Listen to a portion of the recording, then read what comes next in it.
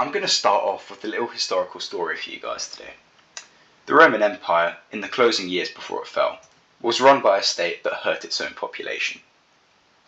People often wonder why towns just depopulated so rapidly before Rome fell, and this was why. It was more harmful to live closer to the centres of government than it was to live more peacefully out in the countryside. The administration of the Roman Empire at this stage was a story of corruption, decadence, and negligence. You can probably see where I'm going with this next, but I see way too many parallels between that Roman government and the ones we see today all across the West. The whole thing has just become so absurd. The role of governments should be to ensure that their populations live peaceful and relatively prosperous lives while upholding rights to liberty, whether that be through freedom of speech, movement, or expression. But some of you might agree with this. This is not what governments in this day and age fulfill. And that's a very sad truth in a world that I believe is rapidly changing into a dystopia. There's a few things to point out about the failures of government. If we follow the lines of the failing administration of the late Roman Empire, we should have a look at the decadence in our current governments. A couple of years back in the UK, there was this thing called the Partygate scandal. Essentially, for those of you who don't know, a whole bunch of government ministers and MPs, this is members of parliament in the UK, decided to get together and have a party, whilst the rest of the country was stuck in COVID isolation because of rules that this same government had made. And don't get me started on the farce that was COVID. I mean, the lockdowns there, that's just a whole other video. But this Partygate scandal was a complete betrayal of trust in the system, and it was an event that completely exposed the selfishness that characterised that government. Even on a more general scale, it's really difficult to see how many of our politicians can relate to any of us.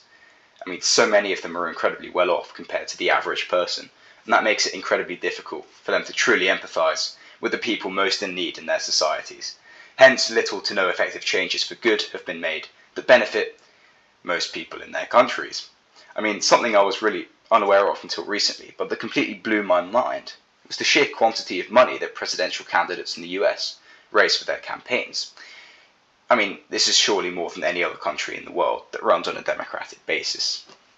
The troubling thing about that is the influence of many of the larger donors on the policy of the nation. Say that the large pharmaceutical companies made a donation to the presidential candidate. Those companies do so in order to ensure that their businesses can continue to operate profitably. And companies acting to make profits is not an issue in itself, and in fact it should be encouraged. But the fact that large corporations can influence governments to such a high degree really worries me, and it's made worse by the negative impacts that many of these companies have on their populations. So yeah, this is an area where loads and loads of corruption can be found. In the UK, there was a scandal, again during COVID, where government contracts were awarded to a certain PPE, this is COVID Protective Equipment Company, and it turned out that this PPE company was headed by the friend of some politicians, and that they made a large profit off of a pandemic where people suffered. Instead of the best choice PPE company being chosen, it was done off of nepotism, and later it was found that some of that PPE, actually no, a lot of that PPE equipment was actually unusable and did screw all to help people be protected from COVID. And the positive, I feel, coming from incidents like this is that the day-to-day corruption and in the day-to-day dealings of governments is being exposed more, and hopefully people will stop having the stomach to accept things that just aren't right. Okay, moving on from corruption and decadence, there's also an incredibly large level of incompetence and irresponsibility. I mean, economies across the West especially have been eroded by the poor policy paths chosen by their governments. There has been a complete failure to see the damage caused by printing money to the infinite degree, and I love the way in which the damage is, attempted to be hidden by manually decreasing values released for things like inflation rates. The values released by governments on the health of their economies is almost certainly false, and therefore the state of our economies is much more dire than we can imagine. I've got another example from the UK. I've got a lot of examples from the UK because I live here, so I've got more experience of how it is like to live here. So sorry that I don't have more of a range of different places I can talk about.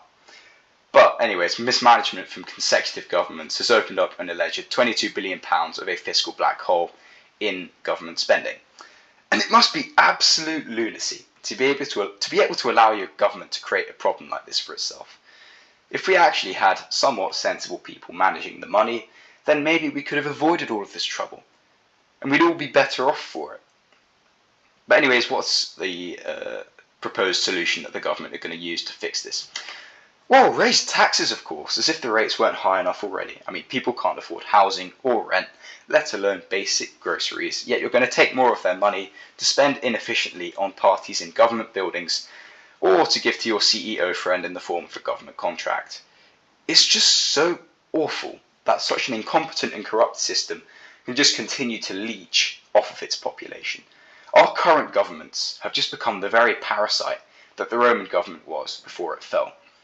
Well, that's it for my rant. I'd be very interested in anything you guys have to say, so feel free to leave a comment down below.